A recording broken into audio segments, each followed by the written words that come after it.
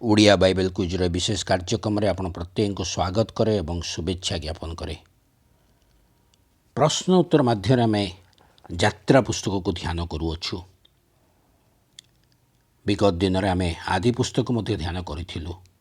ଯେଉଁମାନେ ନୂତନ ଭାବରେ ଜଏନ୍ କରିଛନ୍ତି ସେମାନଙ୍କୁ ମୁଁ କହିବାକୁ ଚାହେଁ ସେମାନେ ଚ୍ୟାନେଲଟିକୁ ସବସ୍କ୍ରାଇବ୍ କରି ଜଏନ୍ କରନ୍ତୁ, ଯାହାଦ୍ୱାରା ଏହି ଯାତ୍ରା ପୁସ୍ତକର ପରବର୍ତ୍ତୀ ପ୍ରଶ୍ନ ଗୁଡ଼ିକ ସହଜରେ ପାଇବେ ଏବଂ ଆଦି ପୁସ୍ତକର ମଧ୍ୟ ଯେଉଁ ପ୍ରଶ୍ନ ଉତ୍ତର ଗୁଡ଼ିକ ଆମେ ଆଗରୁ କରିସାରିଛୁ ସେଥିରେ ମଧ୍ୟ ଆପଣମାନେ ସହଜରେ ଅଂଶୀ ହୋଇପାରିବେ।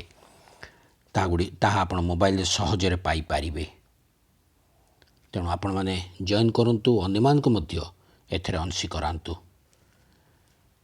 ଗତକାଲି ଯେଉଁ ପ୍ରଶ୍ନଟି ପଚରା ଯାଇଥିଲା ତାହା ଥିଲା, ମିଶରଠାରୁ ଯାତ୍ରା କରିବା ସମୟରେ ମୋଶା ନିଜ ସଙ୍ଗରେ କାହାର ଅସ୍ଥି ନେଇଥିଲେ? ଏହାର ସଠିକ୍ ଉତ୍ତର ହେଉଛି ଯୋସେଫ। ଯାତ୍ରା ପୁସ୍ତକ 13 ପର୍ବ 19 ପଦରେ ଆପଣମାନେ ଉତ୍ତରଟି ପାଇପାରିବେ।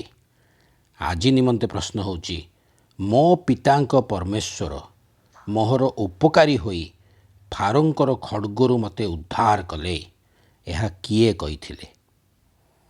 ମୋ ପିତାଙ୍କ ପରମେଶ୍ୱର ମୋହର ଉପକାରୀ ହୋଇ ଫାରୋଙ୍କର ଖଡ଼ଗରୁ ମୋତେ ଉଦ୍ଧାର କଲେ, ଏହା କିଏ କହିଥିଲେ? ଆପଣମାନଙ୍କର ଉତ୍ତର ଆମମାନଙ୍କର ଏହି ଭିଡ଼ିଓର କମେଣ୍ଟ ବକ୍ସରେ ଆମମାନଙ୍କୁ ଜଣାନ୍ତୁ।